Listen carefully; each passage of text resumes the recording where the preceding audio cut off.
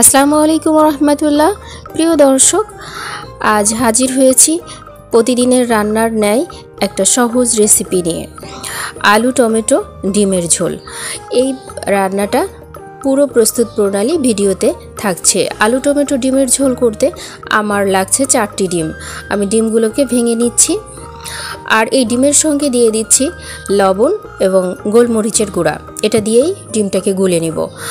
ডিমটাকে প্রথমে আমি ভেজে নিব। চুলায় একটি ফ্রাই প্যান বসিয়ে দিয়েছি এবং তাতে সরিষার তেল দিয়ে নিচ্ছি। তেলটা বেশ একটু গরম হয়ে আসলে আমি ডিম দিয়ে দিব। ডিমটাকে 2 বারে ভেজে নিব। এটাকে আমি একটু উল্টে দিয়ে ভাজ করে নিচ্ছি এবং এটাকে ছোট ছোট করে পিস করে নিব।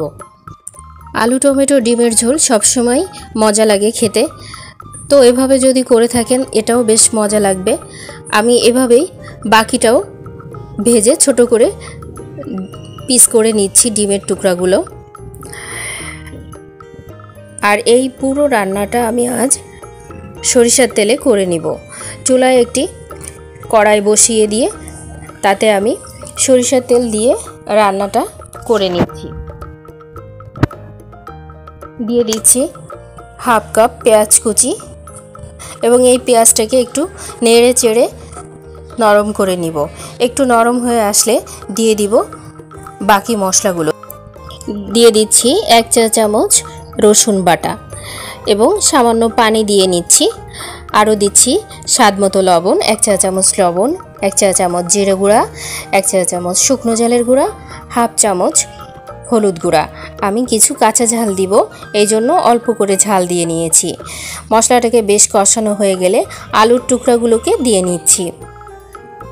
কয়েকটা কাঁচা ঝাল ফালি করে রেখেছি, সেগুলো লাল এবং কাঁচা রঙের সবুজ রঙের ঝালগুলোকেও দিয়ে নিচ্ছি। এই পর্যায়ে আলুগুলোকে আমি একটুখানি সিদ্ধ হওয়া পর্যন্ত অপেক্ষা করব। এই তো আলু আমার কিছুটা সিদ্ধ হয়ে গেছে।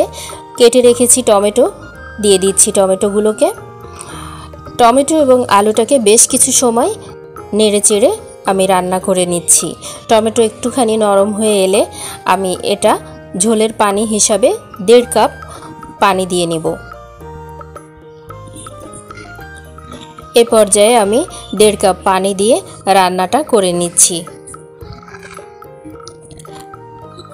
বেশ একটু বলক উঠে আসলেই আমি কেটে রেখেছি ভেজে রাখা ডিমগুলো দিয়ে নিব।